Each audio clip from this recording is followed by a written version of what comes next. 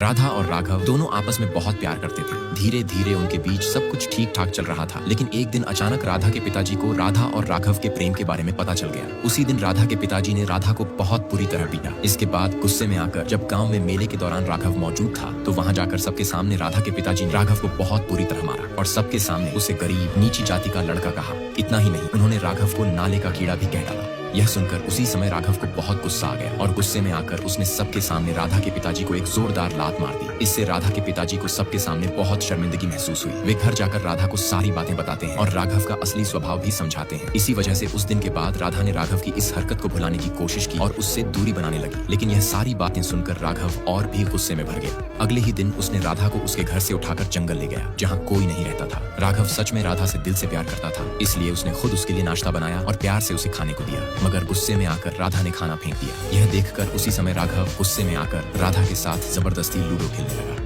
राम एक बहुत ही सीधा सादा लड़का था। राम की माँ उसकी खुशी के लिए रोज भरतनाट्यम का नृत्य सिखाती थी, लेकिन राम के पिताजी राम को बिल्कुल भी पसंद नहीं करते थे, क्योंकि राम के पिताजी पहले ही किसी और से शादी कर चुके थे। इसीलिए छोटी छोटी बातों पर राम के पिताजी उसे पीटते और डांटते थे। फिर भी राम सब कुछ चुपचाप सहता था, लेकिन हद तो तब हो गई जब राम स्विमिंग पूल में नहा रहा था। तभी उसके पिताजी ने उसके साथ गलत व्यवहार करने की कोशिश की। उसी समय राम की माँ आ गई और उन्होंने राम को बचा लिया। फिर उसी दिन राम की माँ उसे लेकर गाँव चली गई। गाँव पहुँचने के बाद राम की माँ उसे खुश करने के लिए रोज फिल्म दिखाने ले जाती और उसकी खुशी के लिए भरतनाट्यम का नृत्य भी करती। लेकिन एक दिन रात को उसके पिताजी द्वारा किया गया कांड राम को इतना डरा देता है कि वह उदास रहने लगा। राम की माँ उसे खुश करने के लिए उसे घुंघरू पहनने को कहती है, लेकिन गुस्से में राम घुंघरू फेंक देता है और वहाँ से चला जाता है। यह देखकर राम की माँ को बहुत बुरा लगता है। इन्हीं सोचों में डूबी हुई राम की माँ बैठते बैठते अपनी अंतिम सांस ले लेती है। अगली सुबह जब राम अपनी माँ के पास आता है, देखता है कि उसकी माँ अब इस दुनिया में नहीं रही। यह देखकर राम फूट फूट कर रोने लगता है। फिर उसकी माँ का अंतिम संस्कार कर दिया जाता है। इसके बाद राम पूरी तरह से अकेला हो जाता है। फातिमा बचपन से ही एक नटखट लड़की थी। इसी कारण वह रोज बारिश में भीगते हुए अपनी सहेलियों के साथ फुटबॉल की कमेंट्री किया करती थी, क्योंकि बचपन से ही उसे फुटबॉल का बहुत शौक था। जब भी टीवी पर फुटबॉल का मैच आता, तो फातिमा सोफे पर लेटकर पूरा मैच देखती और खुद ब खुद कमेंट्री करती रहती। धीरे धीरे समय बीतता गया और फातिमा बड़ी हो गई, लेकिन बड़ी होने के बाद उसने अपने बचपन वाली आदत नहीं छोड़ी। टीवी पर मैच देखते वक्त वह अब भी खुद ही कमेंट्री करती थी। फातिमा की इस तरह की बकबक की वजह से उसके माता पिता ने उसका नाम मजाक मजाक में बकबक रख दिया। इसी बीच एक दिन फातिमा का भाई श्यामा एक फुटबॉल टूर्नामेंट का आयोजन करता है,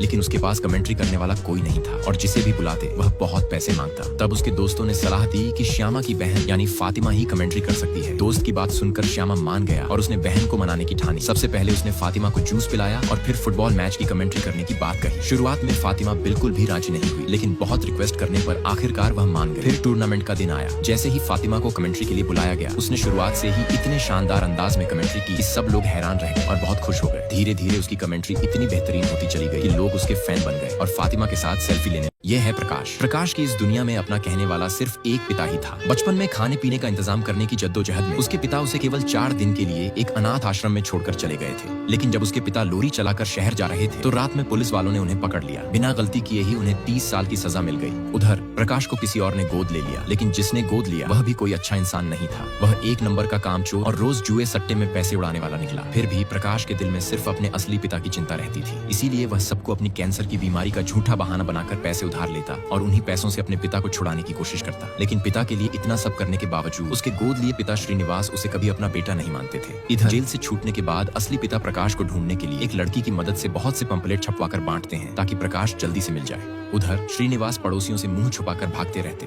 क्योंकि उनके जुए और गलत कामों की वजह से पड़ोसी उन्हें जेल भिजवाने की धमकी देते थे। जब प्रकाश यह सब देखता, तो अपने पिता श्रीनिवास को समझाता, पिताजी मैं तो कमा रहा हूँ, फिर भी आप क्यों इन बुराइयों के पीछे पड़े रहते हो। इस पर श्रीनिवास गुस्से में कह बैठते, तू मुझे सिखाएगा, तू एक अनाथ का बच्चा है, तुझे घर लाकर अपना बनाना ही मेरी सबसे बड़ी गलती थी। तेरे जैसे बदकिस्मत को लाने की वजह से ही आज मेरी यह हालत है। पिता की यह बात सुनकर प्रकाश अंदर से पूरी तरह टूट जाता है, लेकिन फिर भी बिना कुछ कहे चुपचाप आंसू बहाता रहता है। नेक्स्ट पार्ट के लिए लाइक और